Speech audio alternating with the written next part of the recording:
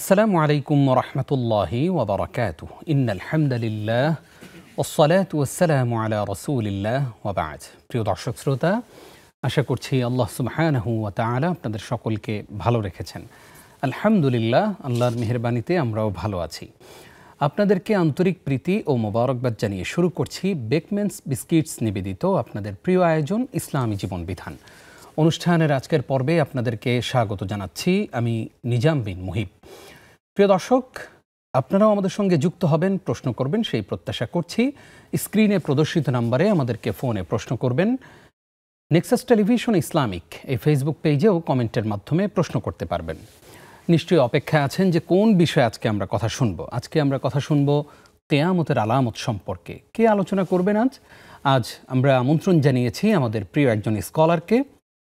চলুন শুরুতেই আজকের সম্মানিত অতিথির সঙ্গে আপনাদেরকে পরিচয় করিয়ে দিচ্ছি। আজকে আমাদের আমন্ত্রণ গ্রহণ করে স্টুডিওতে এসেছেন বাংলাদেশের খ্যাতিমান scholar ফদিলাতুশ Sheikh doctor Shahidullah Khan Madani.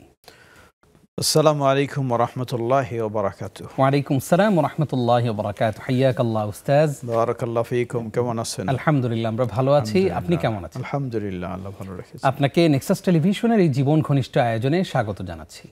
ধন্যবাদ, আপনাদেরকেও কৃতজ্ঞতা জানাচ্ছি আজকে সুযোগ করে দেওয়ার জন্য। বারাকাল্লাহ। প্রিয় দর্শক, আজকে আমরা আলোচনা শুরুতেই বলেছি যে কিয়ামতের আলামত সম্পর্কে আমরা জানব। দেরি না করে আমাদের সঙ্গে যুক্ত হবেন সেটাই প্রত্যাশা। উস্তাদ, আমরা একদম শুরুতেই জানতে চাই, কিয়ামত সংঘটিত হওয়ার পূর্বে কিছু নিদর্শন অবশ্যই দেখা যাবে। সেই নিদর্শনগুলো কি এখন এই যে আমরা যে শেষ জমানায় এসে পৌঁছেছি, আমাদের এই পর্যন্ত কি অলরেডি কি কিছু নিদর্শন দেখা গিয়েছে? ধন্যবাদ। আলহামদুলিল্লাহ রাব্বিল আলামিন ওয়াসসালাতু ওয়াসসালামু আলা আবদিল্লাহি ওয়া রাসূলিহি নবিয়িনা মুহাম্মদ ওয়া আলা আলিহি ওয়া সাহবিহি আজমাইন, আম্মা বা'দ। শুরুতেই আপনাকেও কৃতজ্ঞতা জানাচ্ছি এবং দর্শক শ্রোতাকেও শুভেচ্ছা আমন্ত্রণ জানাচ্ছি আজকের এই একটি অত্যন্ত গুরুত্বপূর্ণ বিষয়। কারণ মুসলিমেরা আমরা যারা ঈমানে ইসলামে বিশ্বাসী, আমরা জানি ঈমানের রোকন হলো, মূল বিষয় হলো ছয়টির মাঝে পঞ্চম হলো আল ঈমানু বিল ইয়াউমিল আখির, আখিরাতের পরকালের শেষ দিবসের প্রতি ঈমান বিশ্বাস স্থাপন করা। তো সেই শেষ দিবসটাকেই একাধিক নামে পরিচিত। এটা কখনো এটাকে কিয়ামতের দিবস বলা হয়, এটাকে হাসরের দিবস বলা হয়, এটাকে আখিরাতের দিবস বলা হয়, শেষ দিবস বলা হয়। তো কখন এই কিয়ামত হবে? যে কোনো জিনিস আমরা আলামত শব্দটি যদিও আরবি ভাষার শব্দ, কিন্তু আমরা জানি আলামত হলো নিদর্শন। পরিচয় পাওয়ার যে তথ্য, সেটাই হলো আলামত।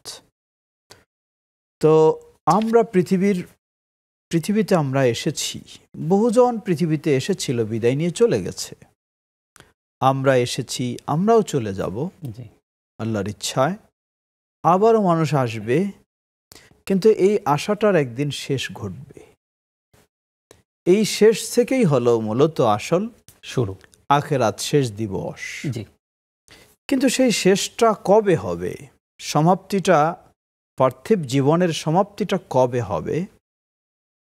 কিভাবে আমরা জানব? পার্থিব দিবসটার, অর্থাৎ পার্থিব জীবনটার, দুনিয়ার জীবনটার সমাপ্তি যে জানার কিছু নিদর্শন, এগুলি কি বলা হয় ইসলামী শরীয়তের ভাষায় কিয়ামতের আলামত। কিয়ামতের আলামতগুলি সাধারণত দুই ধরনের আমরা বলতে পারি। কিয়ামতের আলামত হচ্ছে সাধারণত দুই ধরনের। একটিকে বলা হয় আলামাত সুগরা, ছোট আলামত, আর একটিকে বলা হয় আলামাতু কুবরা, বড় আলামত। আবার কিয়ামত কি, এটাও ইসলামী পরিভাষায় কিয়ামত দুটো বলা হয়। একটা হলো ব্যক্তি বিশেষ কিয়ামত, আর একটা হলো সামগ্রিক সকলের জন্য। মান মাতা ফাকাদ কামাত কিয়ামাতুহু, বলা হয় যে মৃত্যুবরণ করেছে তার কিয়ামত শুরু হয়ে গেছে। মানে আসলেই মৃত্যুর মাধ্যমে তার পরকালীন জীবন শুরু হয়ে গেছে। ঠিক এই প্রসঙ্গে আমরা ফিরবো ইনশাআল্লাহ। একটা ফোন নিয়ে আসি। আচ্ছা, ধন্যবাদ। আসসালামু আলাইকুম। ওয়ালাইকুম আসসালাম ওয়া রাহমাতুল্লাহি ওয়া বারাকাতুহু। হুজুর, আমার দুইটা প্রশ্ন। জি। একটা প্রশ্ন হলো, আমরা তো ছোটবেলায় নামাজ শিখছি দাদি নানির কাছে। তখন আমরা ফজরে পড়ছি ওয়াল হাইউল কাইয়ুম, জোহরে ওয়াল আলিউল আজিম, আসরে ওয়াল রহমানুর রহিম, মাগরিবে ওয়াল গাফুর রহিম এবং এশারে ওয়াল লতিফুল খাবির। অনেকগুলা পড়া কি ঠিক আছে কি না? আচ্ছা। আর দ্বিতীয় প্রশ্নটা হলো আমার, আমরা মুসলমান মারা গেলে তো আমরা ইন্না লিল্লাহ করি, হিন্দুরা মারা গেলে আমরা কি বলবো এবং দেখতে যাওয়া যাবো কিনা? মনে করেন গত পরশুদিন একজন হিন্দু মারা গেছে, আমি দেখতেও গেছি এবং ইন্না লিল্লাহ পড়ছি। এখন আমি কি বলবো সেই সম্বন্ধে একটু জানতে চাচ্ছি। আচ্ছা, জি, ধন্যবাদ আপনাকে। জি, ওয়ালাইকুম আসসালাম। শেখ, আপনি বলছিলেন যে কিয়ামত সম্পর্কে। হ্যাঁ, আমরা বলছিলাম যে কিয়ামত দুই ধরনের। জি, যে একটা হলো ব্যক্তি বিশেষ, মানে তার পরকালীন জীবন শুরু হয়ে গেল। আরেকটা হচ্ছে সামগ্রিকভাবে, যেটা সকলের যখন ইসরাফিল আলাইহিস সালামের সিঙ্গার ফুৎকারের মাধ্যমে সব ধ্বংস হয়ে আবার যখন পুনরুত্থান ঘটবে, সেটা হলো আসল কিয়ামত এবং সকলের জন্য। এই পরকালীন জীবনটা শুরু হওয়ার যে আলামতগুলি, যেগুলির মাধ্যমে বোঝা যাবে যে আমাদের পার্থিব জীবনটার সমাপ্তি ঘটে যাচ্ছে, এগুলিকে বলা হয় কিয়ামতের আলামত। আমরা আগেই বলেছি কিয়ামতের আলামত এটি দুই ধরনের, একটি হলো বড় আর একটি হলো ছোট। বড়গুলি সাধারণত শেষ পর্যায়ে গিয়ে প্রকাশ পাবে, সেগুলি ঘটবে একেবারে শেষ পর্যায়ে, পূর্ব মুহূর্তে, কিয়ামতের পূর্ব মুহূর্তে, যার পর তেমন আর কোনো সময় সুযোগ থাকবে না, অবকাশ থাকবে না। ছোটগুলি বহু আগে থেকেই ঘটেছে।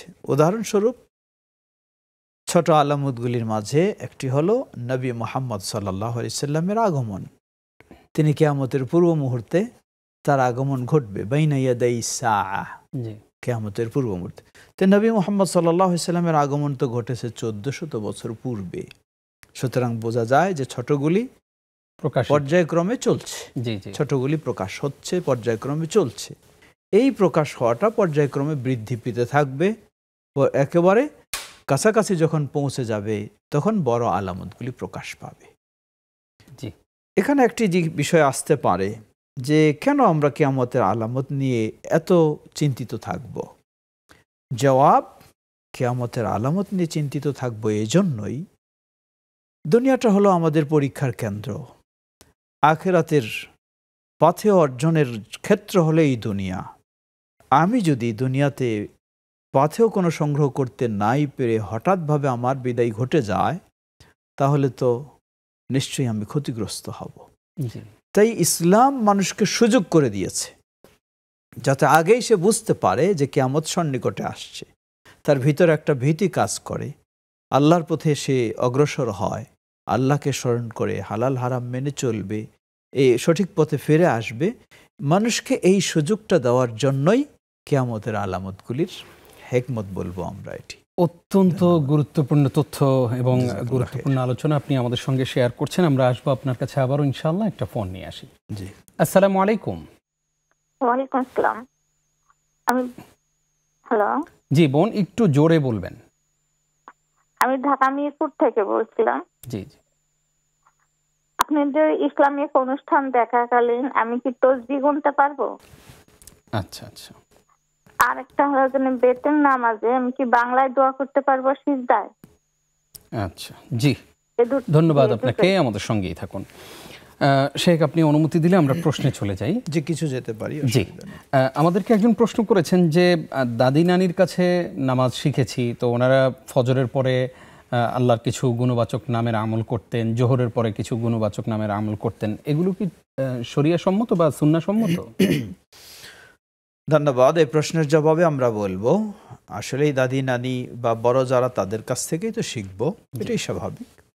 তবে হয়তো প্রশ্নকারী বোঝাতে চাচ্ছেন তারা অত ইসলাম সম্পর্কে গভীর জ্ঞান রাখতেন না, তাদের কাছে শিখেছি এই বিষয়গুলি, এগুলি কতটুকু নির্ভরযোগ্য। জি জি।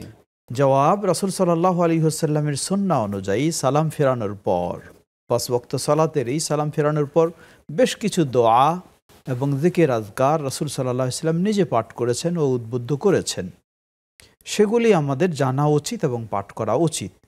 কিন্তু আল্লাহ সুবহানাহু ওয়া তাআলার বিশেষ গুণবাচক নাম, এই সালাতের পরে এটা, এই সালাতের পরে এটা, আমার জানা মতে এমনটি নির্ভরযোগ্য সূত্রে প্রমাণিত হয়নি। জি, তাহলে উনি এই আমলটি না করাই উত্তম। জি, এটা যদি সাধারণভাবে উনি বলে থাকেন কিছু গুণবাচক, তাহলে আমরা বলবো না। কিন্তু আবার দোয়াগুলির মাঝে কিছু রয়েছে, যেমন আল্লাহুম্মা আনতাস সালাম, জি জি, আল্লাহুম্মা আনতাস সালাম, হে আল্লাহ আপনিই হলেন সালাম, এটাও আল্লাহর গুণবাচক, কিন্তু এটা দোয়ার মধ্যে এসেছে। এই দোয়াটি প্রমাণিত, সেই হিসাবে আমরা এটি পড়তে পারবো। জি, আশা করছি আমাদের বোন তার প্রশ্নের জবাব পেয়েছেন। আরেকটি প্রশ্ন ছিল যে হিন্দুরা মারা গেলে বা কোনো অমুসলিম মারা গেলে আমরা আসলে কি বলবো, এবং তাদেরকে তাদের সৎকারের সময় আমরা তাদেরকে দেখতে পারবো কিনা, যেতে পারবো কিনা, এই প্রশ্নের জবাব জানবো। একটা ফোন নিয়ে আসি। আসসালামু আলাইকুম। আসসালামু আলাইকুম হুজুর। ওয়ালাইকুম আসসালাম। আমি মাসুম, কুমিল্লা ধর্মপুর থেকে। জি বলুন।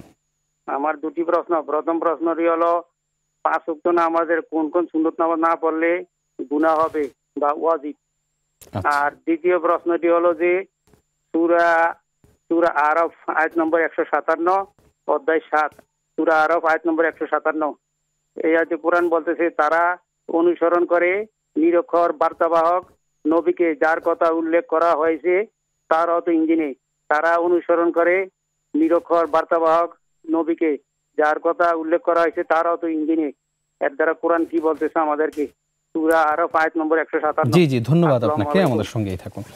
জি শেখ, অমুসলিমরা মৃত্যুবরণ করলে তাদের জানাজায় মানে তাদের সৎকারে যেতে পারবো কিনা, কি দোয়া পড়বো, কোনো দোয়া আছে? আমরা বলবো যে অমুসলিমদের মৃত্যুবরণে আমরা কোনো দোয়া পাঠ করব কিনা, জবাব না। অমুসলিমদের মৃত্যুবরণে কোনো দোয়া এই ধরনের বলা হয়নি। যেমন একজন মুসলিম মৃত্যুবরণ করলে তার জন্য দোয়ার বিষয় রয়েছে, তার বিয়োগের কারণে যে ক্ষতিগ্রস্ত সেটা থেকেও দোয়ার বিষয় রয়েছে, কমপক্ষে ইন্না লিল্লাহি ওয়া ইন্না ইলাইহি রাজিউন বলার বিষয় রয়েছে। কিন্তু অমুসলিমের ক্ষেত্রে এমনটি বর্ণনা স্পষ্টভাবে আসেনি। কেউ কেউ বলে যে ফিনারে জাহান্নামা খালিদিনা বলতে হবে, জবাব না, এটাও বলা হয়নি। কারণ অমুসলিম আমি বাহ্যিকভাবে জানতেছি, হতে পারে মুমূর্ষু অবস্থায় আল্লাহ সুবহানাহু ওয়া তাআলা তাকে ইসলামেরও সুযোগ দিয়েছেন যেটা আমি জানি না, তো এই জন্য সে জাহান্নামী বলে দোয়া পাঠ করব, এমনটাও ইসলাম আমাদেরকে বলে না। জি। অপরদিকে যেহেতু প্রশ্ন করেছিলেন একজন বোন, কোনো মেয়ে মানুষ সাধারণত মৃত্যুবরণ করলে কোনো পুরুষকেও দেখতে যাবেন না যদি মাহারাম না হয়। মুসলিম হলেও মাহারাম যদি না হয় তাহলে দেখার সুযোগ নেই। ঠিক একইভাবে কোনো মেয়ে মানুষ মারা গেলেও সাধারণ পুরুষেরা তাকে দেখতে যাবে এটাও ঠিক নয়। যাকে দেখার অনুমতি রয়েছে শুধু তাহলেই জায়েজ হবে। জি। অপরপক্ষে যদি অমুসলিম হয় তাহলে তো সেখানে একজন মেয়ে মানুষের কোনো প্রশ্নই আসে না। জি, ধন্যবাদ। আশা করছি আমাদের বোন তার উত্তর পেয়ে গেছেন। আরো একজন দর্শক আছেন। আসসালামু আলাইকুম। আসসালামু আলাইকুম। ওয়ালাইকুম আসসালাম। আমার নাম মুকুলসুর, কসবা থেকে বলছি। জি জি বলুন। আমার দুইটা প্রশ্ন আছে। জি। সালাদ যখন পড়ি, দ্বিতীয় নামাজ কি পড়ি, তাহাজ্জুদ নামাজ পড়া যাবে? আর একটা হচ্ছে আমি প্রতি ওয়াক্ত নামাজে সুবহানাল্লাহ, আলহামদুলিল্লাহ এগুলো পড়ি, তারপরে সুবহানাল্লাহি ওয়া বিহামদিহি, এটা 100 বার কি পড়া যাবে? 100 বার, কিন্তু এখানে তো অনেক সময় কষ্ট করে 100 বারের কথা উল্লেখ করে না। আচ্ছা আচ্ছা, জি জি, ধন্যবাদ আপনাকে, আমাদের সঙ্গেই থাকুন। আরো একজন দর্শক আছেন এই মুহূর্তে আমাদের সঙ্গে। আসসালামু আলাইকুম। ওয়ালাইকুম আসসালাম। যে আমার দুটো প্রশ্ন করতে চাইতেছি। জি, যে আপদ বিপদ বালা মুসিবত সব সময় লেগেই থাকছে, তো এর জন্য কি করণীয়? জি, পরবর্তী প্রশ্ন। ডিভোর্সে 3 মাস পার হয়ে গেলে কি সংসার করার সুযোগ আছে? ডিভোর্স দেওয়ার 3 মাস পরে? বুঝিনি আপনার প্রশ্নটি। ডিভোর্স দেওয়ার 3 মাস পরে কি সংসার করার সুযোগ আছে? আচ্ছা আচ্ছা, জি বুঝতে পেরেছি, ধন্যবাদ। আমাদের সঙ্গেই থাকুন ইনশাআল্লাহ। ছোট্ট একটি বিরতির পর আমরা আপনাদের প্রশ্নগুলোর জবাব দেব। প্রিয় দর্শক, আপনারা দেখছেন বেকম্যানস বিস্কিটস নিবেদিত ইসলামী জীবন বিধান। জীবন ঘনিষ্ঠ এই আয়োজনের এই পর্যায়ে ছোট্ট একটি বিরতির সময় হলো। আশা করছি সঙ্গেই থাকবেন।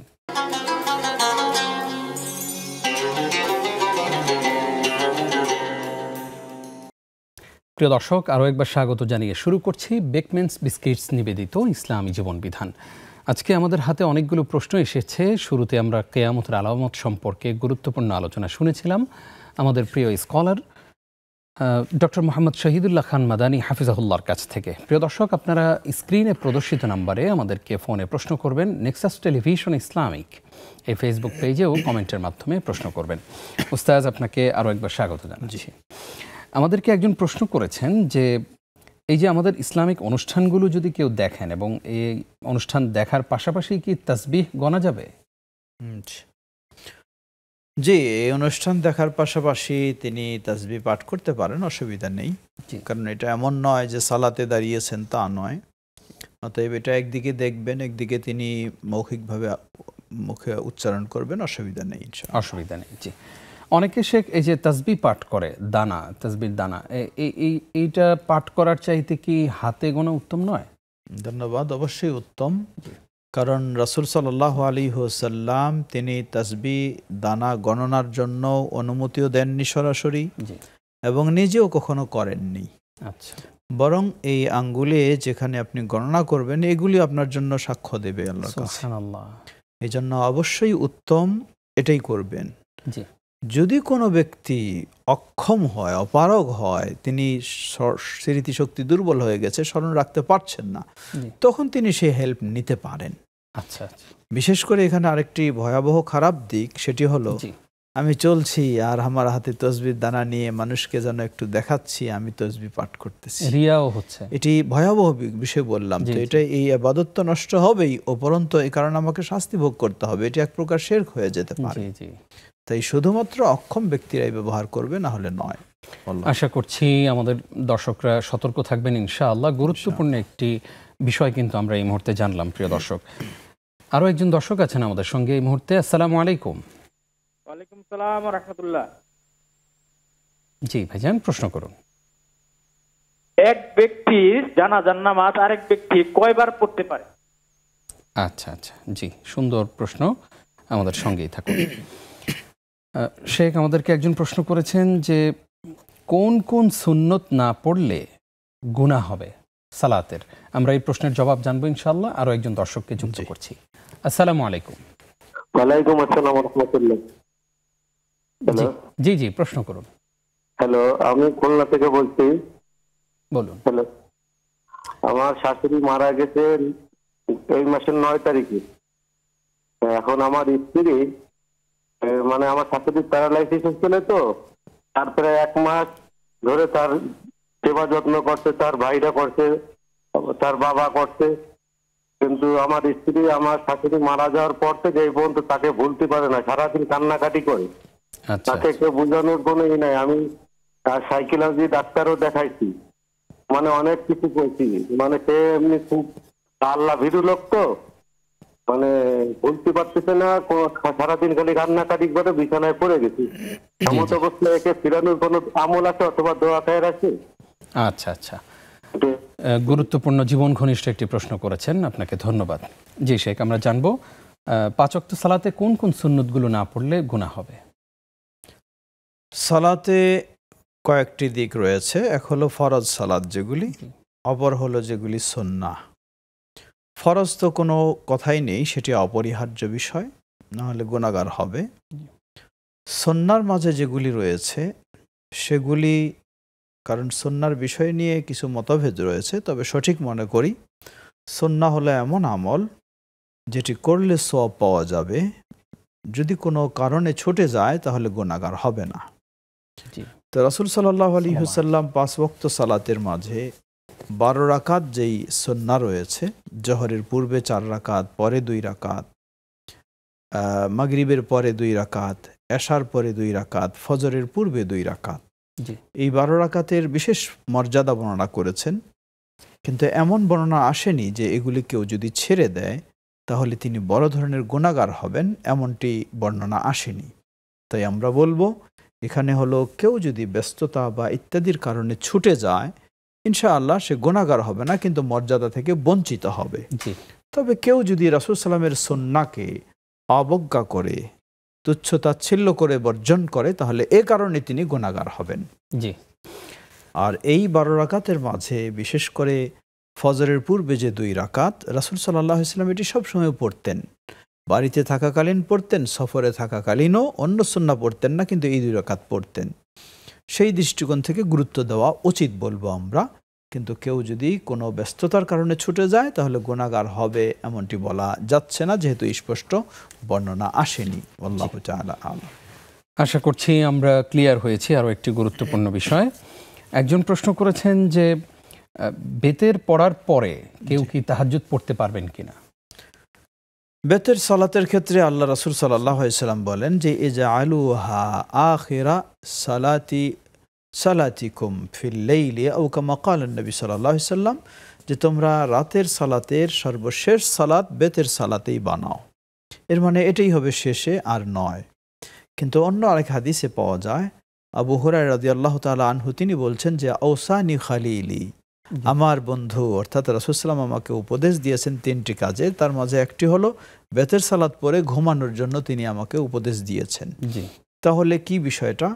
বিষয়টি হচ্ছে কোনো ব্যক্তি যদি শতভাগ নিশ্চিত থাকে আলহামদুলিল্লাহ তিনি রাত্রে উঠতে পারবেন, সালাত তাহাজ্জুদ আদায় করতে পারবেন, তাহলে তিনি বেতের পড়বেন না, তিনি বেতের রেখে দেবেন, রাতে জেগে তিনি তাহাজ্জুদের সালাত আদায় করে অতঃপর বেতের পরে শেষ করবেন।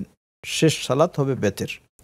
কোনো ব্যক্তি যদি অনিশ্চিত থাকে যে তার কঠিন হয়ে যেতে পারে অথবা শুইতে বিলম্ব হয়ে যাচ্ছে, ফজরের আগে জাগতে পারবে কিনা ঠিক নেই, তাহলে এমন ব্যক্তির জন্য তিনি বেতের পরে ঘুমিয়ে যাবেন। আচ্ছা, এরপরে যদি তিনি জেগে থাকেন, জাগতে পারেন সময় মতো, তাহলে অসুবিধা নেই, তিনি তাহাজ্জুদ পড়তে পারবেন, কোনো সমস্যা নেই। যদিও এখানে আব্দুল্লাহ ইবনে ওমর রাদিয়াল্লাহু আনহুর একটি রিওয়ায়া হিসাবে, বর্ণনা হিসাবে বলা হয় বেতের পরে শুয়েছিলেন, আবার আপনি বেজোর পরে ওই বেতরকে জোর বানিয়ে দেবেন, দিয়ে এরপর আপনি, যেহেতু এটি সাহাবী থেকে প্রমাণিত, কেউ বলতে পারে অসুবিধা নেই, এরপর আপনি তাহাজ্জুদ পড়বেন, পরে তারপর আবার বেতের পড়বেন। তাহলে ওই হাদিসের উপর আমল হলো যে বেতেরটাকে আপনি শেষে করলেন। কিন্তু আমরা বলবো যে আবু হুরায়রা রাদিয়াল্লাহু আনহুর ওই হাদিস থেকে বোঝা যায় যে না, কেউ যদি অনিশ্চিত থাকে তাহলে তিনি বেতের পরে ঘুমিয়ে যাবেন, এরপরে জাগলে তিনি আবার তাহাজ্জুদ পড়তে পারবেন, আবার দ্বিতীয়বার বেতের পড়ার প্রয়োজন হবে না ইনশাআল্লাহ। ইনশাআল্লাহ। আমরা গুরুত্বপূর্ণ আরেকটি প্রশ্নের জবাব জেনেছি। এই মুহূর্তে আরো একজন দর্শক আছেন। আসসালামু আলাইকুম। ওয়ালাইকুম আসসালাম, আপনি বলছিলাম চট্টগ্রাম থেকে। জি জি বলুন প্লিজ। আমার একটা প্রশ্ন হচ্ছে, দুয়ার কারণে কি ভাগ্য পরিবর্তন হয়? আচ্ছা আচ্ছা, জি সুন্দর প্রশ্ন। আমার কপালে যা আছে সেটাই হবে, না দোয়া করলে তার পরিবর্তন হবে? জি জি বুঝতে পেরেছি। ধন্যবাদ আপনাকে, আমাদের সঙ্গেই থাকবেন আশা করছি। একজন প্রশ্ন করেছেন, আমি প্রত্যেক ফরজ সালাতের পরে সুবহানাল্লাহি ওয়া বিহামদিহি এটা 100 বার আমল করতে পারবো কিনা? প্রত্যেক ফরজ সালাতের পরে সুবহানাল্লাহি ওয়া বিহামদিহি 100 বার করে পড়া, আমার যতটুকু জানা রাসূল সাল্লাল্লাহু আলাইহি ওয়াসাল্লাম 5 ওয়াক্ত সালাতের পরে যেগুলি তাসবিহ পড়ার কথা অনুমতি দিয়েছেন, উদ্বুদ্ধ করেছেন, সেগুলির মাঝে সুবহানাল্লাহি ওয়া বিহামদিহি 100 বার করে পড়া এমনটি আমি পাইনি, অতএব ঠিক হবে না। কিন্তু অন্য হাদিসে এসেছে কেউ যদি সকালবেলা সুবহানাল্লাহি ওয়া বিহামদিহি 100 বার পড়ে, সন্ধ্যাবেলা 100 বার পড়ে, তাহলে সমুদ্রের ফেনার সমতুল্য গুনাহ হলেও তার সেগুলি ক্ষমা করে দেবেন আল্লাহ সুবহানাহু ওয়া তাআলা। সেটি আরেক হাদিস, সেটি সকাল এবং সন্ধ্যার আমলের মধ্যে, ফজরের পরে আর হতে পারে ফজরের পরে, মাগরিবের পরে, যেটাকে সকাল সন্ধ্যার মধ্যে কাউন্ট করবে, কিন্তু এই নিয়তে পড়বে, কিন্তু সেটি 5 ওয়াক্ত সালাতের পরে তাসবিহ এমন হিসাবে নয়। আর কেউ যদি এমনি মুক্ত পড়ে, ইচ্ছা মতো পড়তে থাকলো, কারণ সুবহানাল্লাহি ওয়া বিহামদিহি আল্লাহর কাছে খুব প্রিয় বাণী, ইচ্ছা মতো সে পড়তে পারে, কিন্তু কোনো মনে করবে না যে এতটাই নিয়মিত করে যাবেন আর এই কারণে তিনি এই মর্যাদা লাভ করবেন, তাহলে এটি আবার বেদা হয়ে যাবে, ঠিক হবে না। আল্লাহু তাআলা আ'লাম। জি, আমরা উত্তর পেয়ে গেছি। আরো একজন দর্শক আছেন। আসসালামু আলাইকুম। ওয়ালাইকুম আসসালাম ওয়া রাহমাতুল্লাহি ওয়া বারাকাতুহু। জি, আপনি ভালো আছেন? জি জি আলহামদুলিল্লাহ, আশা করছি আপনিও ভালো আছেন। জি, আমার নাম মোহাম্মদ ইলাইদা চৌধুরী, চকবাজার, চট্টগ্রাম। জি জি বলুন। আপনি আপনাদের নিয়মিত দর্শক। আমার একটা প্রশ্ন আছে, প্রশ্নটা হলো মানত নিয়ে। হ্যাঁ জি, তো আমার একটা জায়গা আমার বিক্রি করার ছিল, বিক্রি হয়ে গেছে, কিন্তু আমি মানত করেছিলাম কিছু টাকা একজনকে দিব, কিন্তু এটা দিতে দিতে আপনার টাকাও মানে কমে গেছে, বা দেওয়া হয়নি আর কি কোনো কারণে। তো এটা কাফারা কি হবে, কাফারা কি দিতে হবে, কি করতে হবে? আচ্ছা আচ্ছা, জি ধন্যবাদ, আমাদের সঙ্গেই থাকুন। আরো একজন দর্শক আছেন। আসসালামু আলাইকুম। দুঃখিত, লাইনটি ডিসকানেক্ট হয়ে গেছে। দর্শক আরো একবার চেষ্টা করুন। উস্তাদ আমাদেরকে একজন প্রশ্ন করেছেন, মুসিবত আসলে আমাদের আসলে করণীয় কি?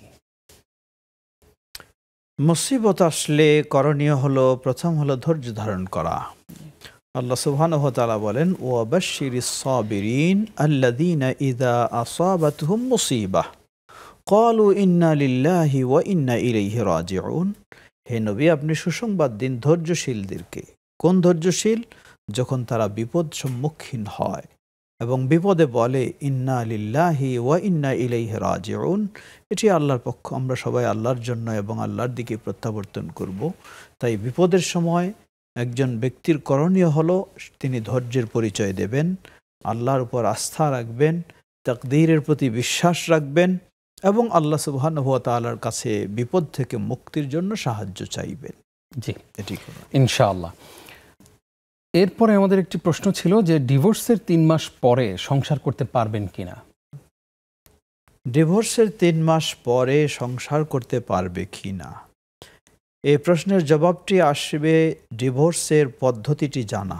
জি, ডিভোর্স যদি 1 তালাকের মাধ্যমে হয় অথবা 2 তালাকের মাধ্যমে হয়, তাহলে তাদের যদি 3 মাস তথা ইদ্যত সম্পন্ন হয়ে যায়, এ কারণে বিবাহ বিচ্ছেদ ঘটে যাবে।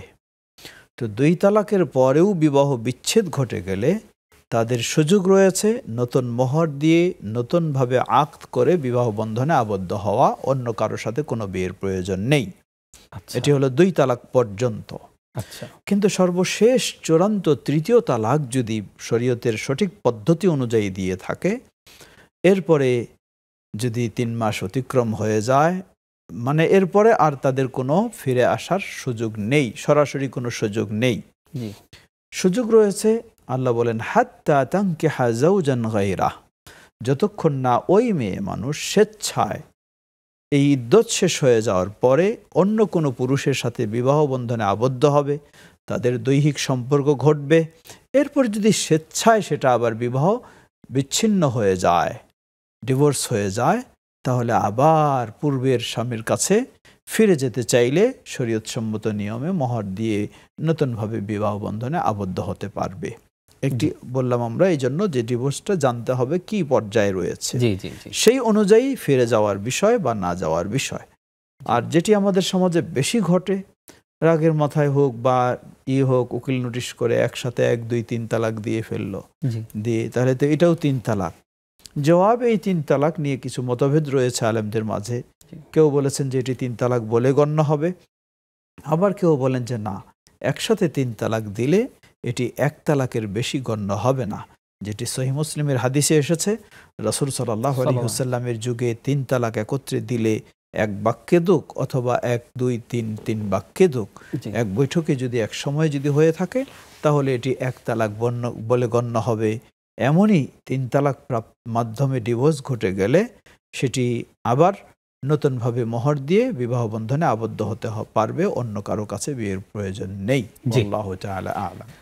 আমরা তালাক সংক্রান্ত ব্যাখ্যামূলক একটি আলোচনা উপহার পেয়েছি, আলহামদুলিল্লাহ। আশা করছি আমাদের দর্শকরা তালাক দেওয়ার ক্ষেত্রে খুবই সচেতন থাকবেন। এবং আমরা তালাক দেওয়ার পরে এসে বলি যে রাগের মাথায় দিয়েছি, কেউ তো আসলে আনন্দ চিত্তে বা হাসি মুখে তালাক দেয় না।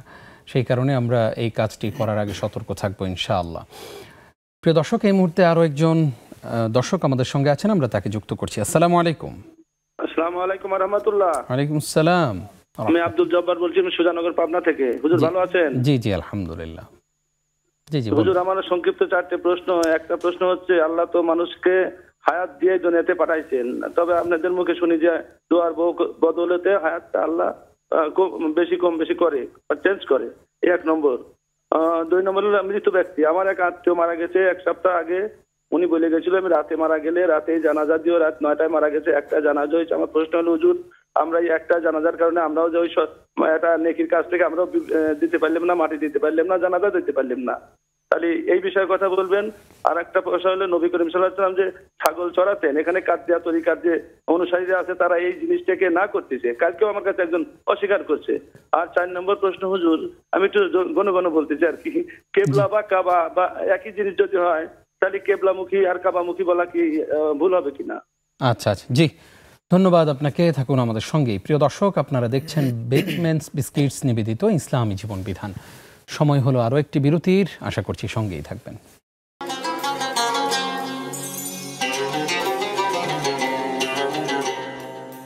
স্বাগত আরও একবার প্রিয় দর্শক, বেকম্যানস বিস্কিটস নিবেদিত ইসলামী জীবন বিধানে আপনাদেরকে আরও একবার স্বাগত জানাচ্ছি। নিজাম বিন মুহিব। আজকে গুরুত্বপূর্ণ আলোচনা শুনছিলাম শুরুতেই, এরপরে আপনাদের করা প্রশ্নগুলোর জবাব দিচ্ছেন আমাদের প্রিয় স্কলার, জামিয়া মানারুত তাওহীদ উত্তরা ঢাকার সম্মানিত প্রতিষ্ঠাতা chairman ফজিলাতুল উস্তাজ Sheikh doctor Shahidullah Khan Madani. উস্তাজ, আপনাকে আরও একবার স্বাগত জানাচ্ছি। আমাদেরকে একজন প্রশ্ন করেছেন যে এক ব্যক্তি কোনো মৃত ব্যক্তির জানাজা কয়বার পড়তে পারে? একাধিকবার যদি কেউ পড়ে তার কি গুনাহ হবে? এক ব্যক্তি মৃত ব্যক্তির জানাজা একবার পড়লেই তার দায়িত্ব আদায় হয়ে যায়, একাধিকবার নয়। তবে কেউ যদি একাধিকবার অংশগ্রহণ করে তাহলে কি অপরাধী হবে? জবাব, না, অপরাধী হবে না। দলিল সহিহুল বুখারীর হাদিসে এসেছে, আল্লাহ রাসূল সাল্লাল্লাহু আলাইহি ওয়াসাল্লামের মসজিদ নববী পরিষ্কার পরিচ্ছন্নতার দায়িত্ব পালন করতেন একজন মহিলা মানুষ। তিনি মারা গেলে তাকে তারা সাহাবায়ে কেরামগণ দাফন কাফনের সব ব্যবস্থা করলেন, কিন্তু রাসূল সাল্লাল্লাহু আলাইহি ওয়াসাল্লাম জানতে পারেননি বা জানানো হয়নি। পরে যখন তিনি জানলেন, তিনি বললেন, কোথায়? তোমরা আমাকে জানালা কেন জানালে না? আমাকে দেখাও তার কবর কোথায় রয়েছে। সেদিকে গিয়ে রাসূল সাল্লাল্লাহু আলাইহি ওয়াসাল্লাম আবার তার জানাজা পড়লেন এবং তার সাথে ওই সাহাবীগণও পড়লেন যেই সাহাবীগণ রাত্রেও জানাজা পড়েছিলেন। আচ্ছা, এই হাদিস থেকে বোঝা যায় যে একাধিকবার যদি অংশগ্রহণ করেও ফেলে এ তো অপরাধী হবে না। জি জি, আল্লাহু তাআলা। আমরা সুন্দর জবাব পেয়েছি। আমাদের সঙ্গে ফেসবুকে অনেকেই যুক্ত হয়েছেন। সুবর্ণ শিলা তিনি প্রশ্ন করেছেন, শেখ, আমাদের মেয়েদের পিরিয়ড চলাকালে নামাজ পড়া যায় না, কিন্তু ছেলেকে দেখানোর জন্য কি নামাজের অভিনয় করা যাবে? কারণ ছেলে জিজ্ঞেস করে নামাজ আদায় করলে না কেন? ধন্যবাদ। এটি আপনি অভিনয় কেন করবেন? ছেলে বলতে ছোট বাচ্চারা হয়তো এই ধরনের মাকে সবসময় দেখে সালাত আদায় করতে, তাই করছে না। সেটা অভিনয়। মূলত অনেক সময় অভিনয়টা হলো মিথ্যার জিনিস, মিথ্যার আশ্রয় নেওয়া উচিত নয়। অন্য কোনোভাবে বুঝ দেওয়ার চেষ্টা করবে, অন্য কোনোভাবে বুঝ দেবে। আর বড় হলে তো তারা বুঝবে, কিন্তু ছোট অপ্রাপ্তবয়স্ক অন্য কোনোভাবে বুঝায় বিষয়টাকে এড়িয়ে যাওয়ার চেষ্টা করবে। জি, ইনশাআল্লাহ। সুলতানা আক্তার তিনি প্রশ্ন করেছেন, দোয়া কুনুত আমি যতবার মুখস্থ করি কিন্তু নামাজে পড়তে গেলে এলোমেলো হয়ে যায় প্রতিবার। বেতের নামাজে দোয়া কুনুত ছাড়া অন্য কোনো দোয়া পড়া যাবে কি? প্রথম বিষয় হলো, বেতের নামাজে দোয়া কুনুত পড়তেই হবে বিষয়টি এমন নয়। আচ্ছা, বিষয়টি হলো বেতের সালাতে দোয়া কুনুত পড়ার সুযোগ রয়েছে। কারণ রাসূল সাল্লাল্লাহু আলাইহি ওয়াসাল্লাম তিনিও মাঝে মাঝে ছেড়ে দিতেন, এমনটাই প্রমাণিত। সাহাবায়ে কেরামের মাঝে অনেকেই রয়েছেন, যেমন আলী রাদিয়াল্লাহু আনহু এবং আরও অনেকেই, যারা গোটা বছর 11 মাসেই দোয়া কুনুত পড়তেন না, শুধু রমাদান মাসে দোয়া কুনুত পড়তেন। আচ্ছা, তো এই ক্ষেত্রে আমরা বলবো এটি অপরিহার্য বিষয় নয়। আমাদের সমাজে কিছু ভুল শিক্ষা দেওয়া হয় যে দোয়া কুনুত না পারলে প্রয়োজনে সূরা ইখলাস পড়ে শেষ করবে। এগুলি বাড়াবাড়ি, সীমা লঙ্ঘন এবং ভিত্তিহীন কথা। তাই আমরা বলবো যে আপনি দোয়া কুনুত যদি মুখস্থ রাখতে না পারেন, দোয়া কুনুত পড়বেন না, অসুবিধা নেই, আপনার বেতের সালাত হয়ে যাবে ইনশাআল্লাহ। ইনশাআল্লাহ। আমাদেরকে একজন প্রশ্ন করেছেন যে শাশুড়ি মারা গিয়েছেন ওনার, কিন্তু ওনার স্ত্রী স্ত্রী তার মাকে ভুলতে পারছেন না, সারাদিন কান্নাকাটি করছেন। উনি সাইকোলজিস্ট দেখিয়েছেন, তবুও কোনো রোগ ধরাও পড়েনি। এখন এই ক্ষেত্রে কোনো আমল আছে কিনা যেটা ওনারা করতে পারেন? আমরা সেই বোনের জন্য বলবো, প্রথম বিষয় হলো সেই বোনকে বলবো আপনাকে আল্লাহর নির্ধারণ আল্লাহর সিদ্ধান্তের প্রতি বিশ্বাসী হতে হবে। কারণ কোন দিন মা মারা যাবেন, কোন দিন বাবা মারা যাবেন, কোন দিন আপনার ছেলে যাবে, আপনার মেয়ে যাবে, আপনি বেঁচে থাকবেন। সুতরাং এভাবে যদি অন্যের মৃত্যুবরণের কারণে আপনি এত শোকাহত হয়ে সব কিছু বেখেয়াল মানে বেতাল অবস্থায় পড়ে যান, এটি শরীয়ত কখনো অ্যালাউ করে না। এই জন্য আমরা বলবো, লক্ষ্য করুন, রাসূল সাল্লাল্লাহু আলাইহি ওয়াসাল্লাম তার ছেলে ইব্রাহিম রাদিয়াল্লাহু তাআলা আনহু, যার বয়স অল্প মাত্র 16-17 মাস বয়স, সেই বয়সে ইব্রাহিম তিনি মৃত্যুবরণ করলেন। রাসূল সাল্লাল্লাহু আলাইহি ওয়াসাল্লাম তাকে কোলে নিয়ে বলছেন, ইয়া ইব্রাহিম ইন্না বিকা লামাহজুনুন, হে ইব্রাহিম, তোমার কারণে আজকে আমরা সবাই ব্যথিত, আমরা সবাই দুঃখ কষ্ট পাচ্ছি, কিন্তু লা নাকুলু ইল্লা মা ইউরদি রাব্বানা, কিন্তু আমাদের রব যেটাতে সন্তুষ্ট হবে এর বাইরে তো কিছুই বলতে পারি না। সেটাই মানে আল্লাহর সিদ্ধান্তকে মেনে নিতে হবে। তো সুতরাং সেই বোনকে আমরা বলবো, আপনি এই ঈমানটাকে দৃঢ় করার চেষ্টা করুন। মানুষ তো আসবে যাবে, এটাই স্বাভাবিক। আপনার মা গেছেন, মায়ের প্রতি শ্রদ্ধা ভালোবাসা সবারই থাকবে, স্বাভাবিক, কিন্তু এটা মেনে নিতে হবে আমাকে যে মা একদিন চলে যাবে, বাবা একদিন চলে যাবে, আমিও একদিন চলে যাব। তাই বলবো যে প্রথমে আপনি আল্লাহর সিদ্ধান্তের প্রতি শ্রদ্ধাশীল হবেন, বিশ্বাসী হবেন, এবং মায়ের জন্য আপনি বেশি বেশি দোয়া করবেন। দ্বিতীয়, আমরা অন্যদেরকে, পরিবারের লোকদেরকে উপদেশ দেব, আপনারাও তাকে বেশি সঙ্গ দেওয়ার চেষ্টা করবেন, নির্জনে একাকী তাকে রাখবেন না। একাকী রাখলেই চিন্তাগুলি বেশি আসতে পারে। আর আপনার সঙ্গ বেশি দিলে, কথাবার্তা বলা ইত্যাদি, তাকে বিভিন্ন কাজ দিয়ে ব্যস্ত রাখা, অথবা কোরআন তেলাওয়াতের তাকে বেশি বেশি অর্থসহ বুঝে তেলাওয়াতের উপদেশ দেওয়া, আশা করি ইনশাআল্লাহ এতে বিষয়টি হালকা হবে ইনশাআল্লাহ। আমরাও সেই প্রত্যাশা করছি। প্রিয় দর্শক, আপনারা দেখছেন বেকম্যানস বিস্কিটস নিবেদিত ইসলামী জীবন বিধান অনুষ্ঠানের এই পর্যায়ে আজকের পর্বের সর্বশেষ বিরতি নিচ্ছি। আশা করছি সঙ্গেই থাকবেন।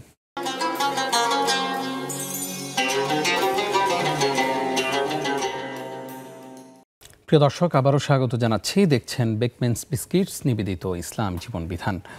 আজকে অনেকগুলো প্রশ্ন এসেছে আমাদের হাতে, আমরা চেষ্টা করছি উত্তরগুলো দেবার। যদিও আমরা অল্প কিছুক্ষণ রয়েছি আপনাদের সঙ্গে, আশা করছি পুরো আয়োজন জুড়ে আমাদের সঙ্গে আপনারাও থাকবেন। আজকে আপনাদের প্রশ্নগুলোর জবাব দিচ্ছেন শেখ ডক্টর শহীদুল্লাহ খান মাদানী।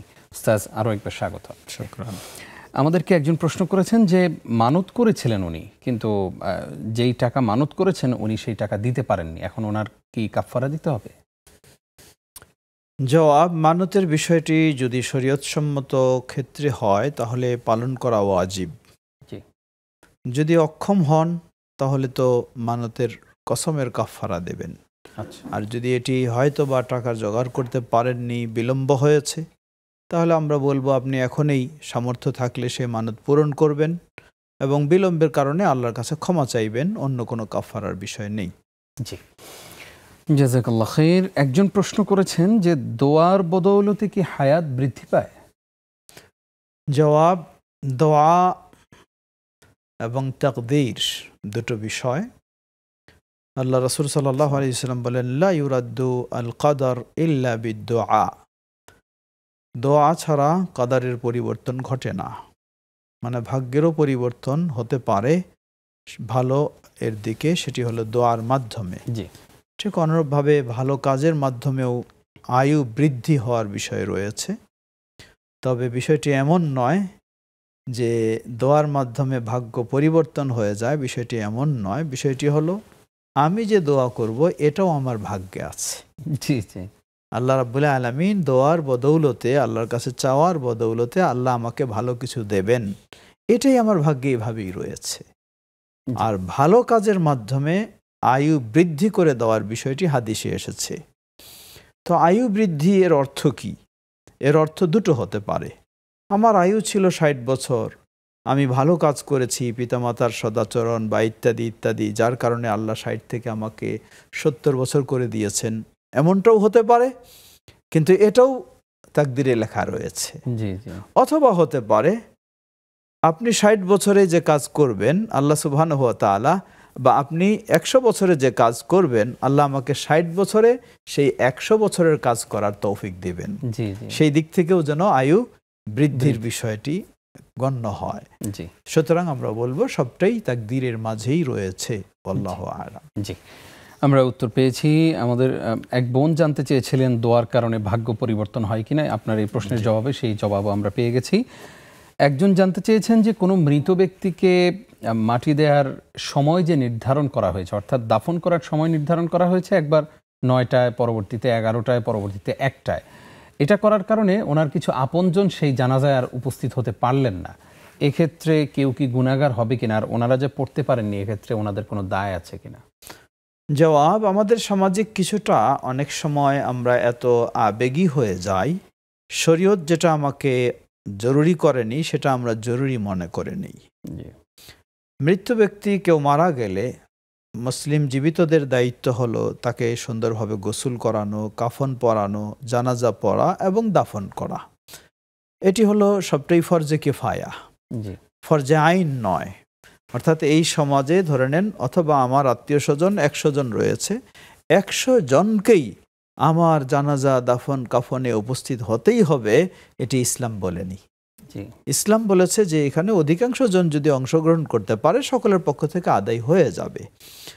আবার আমাদের সামাজিকতা কিছু রয়েছে যেটি কখনো শরীয়ত অ্যালাউ করে না, যে দূর দেশ থেকে আমার আত্মীয় স্বজনরা এসে আমার জানাজায় অংশগ্রহণ করবে, এজন্য আমাকে দিনের পর দিন প্রয়োজনে সেই কোলেস্টোরে রেখেও আমাকে করা হচ্ছে। এটি শরীয়ত কখনো অ্যালাউ করে না।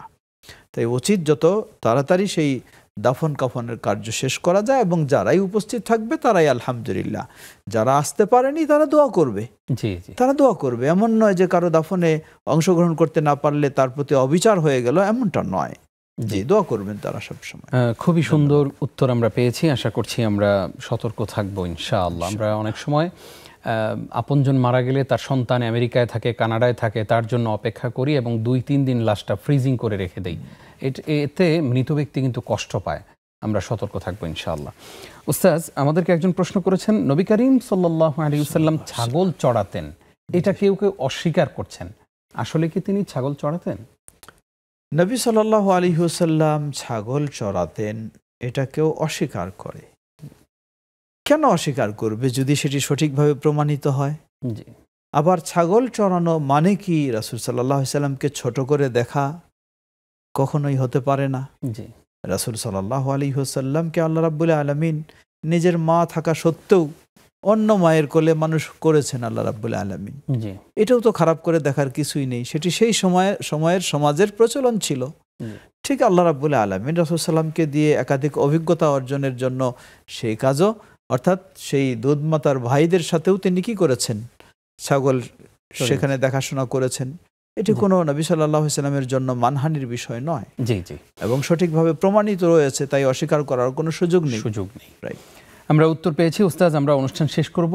একদম সংক্ষেপে আমরা আপনার কাছ থেকে জানতে চাই, যেহেতু আমরা কেয়ামতের আলামত নিয়ে কথা শুনছিলাম আপনার কাছ থেকে, অনেকেই কেয়ামতের সময়সীমা নির্ধারণ করে দিয়েছেন। কেউ বলছেন যে 2025 সাল, কেউ 27 সাল, কেউ 30 সাল এরকম বলেন। কেয়ামতের মানে সময়সীমা নির্ধারণের ক্ষেত্রে কি কোনো সাল, দিন এরকম কোনো কিছু আছে? ধন্যবাদ, অত্যন্ত গুরুত্বপূর্ণ প্রশ্ন। যেহেতু কেয়ামতের আলামত নিয়ে এটি একটি অতিরঞ্জন, বাড়াবাড়ি, সীমা লঙ্ঘন। কারণ রাসূল সাল্লাল্লাহু আলাইহি ওয়াসাল্লামের কাছে আল্লাহর পক্ষ থেকে ওহী আসতো। তিনি সেই 1400 বছর পূর্বেই তার সালাতে দোয়া করতেন, দাজ্জালের ফিতনা থেকে আশ্রয় চাইতেন। আর দাজ্জালের আগমনটা হলো কিয়ামতের বড় আলামত। তাহলে বুঝতে হবে, একদিক হলো কিয়ামতকে কেন্দ্র করে আমরা বেহুশ মানে গাফেল হয়ে থাকবো না। অবশ্যই কিয়ামতের ভয় আমার থাকতে হবে, যে আমার জীবনেও কিয়ামত ঘটে যেতে পারে, এই ভয়টা যেমন থাকতে হবে। আবার কখনো আমি একটা টাইম বা একটা সাল নির্দিষ্ট করে দিতে পারবো না, যেহেতু রাসূল সাল্লামের উপর ওহী আসতো, তারপরেও তিনি কোনো সাল নির্দিষ্ট করেননি। অতএব এটিও সীমা লঙ্ঘন, কখনোই সঠিক হবে না। জাযাকাল্লাহ খাইর উস্তাজ, কষ্ট করে আমাদেরকে সময় দেওয়ার জন্য আপনাকে ধন্যবাদ জানাই। বারাকাল্লাহু ফীকুম। আপনাদেরকেও। প্রিয় দর্শক, আপনাদেরকেও ধন্যবাদ জানিয়ে শেষ করছি আজকের আয়োজন। আগামী পর্ব দেখবেন সেই প্রত্যাশায় বিদায় নিচ্ছি। নিজাম বিন মুহিব। আসসালামু আলাইকুম ওয়া রাহমাতুল্লাহি ওয়া বারাকাতুহু।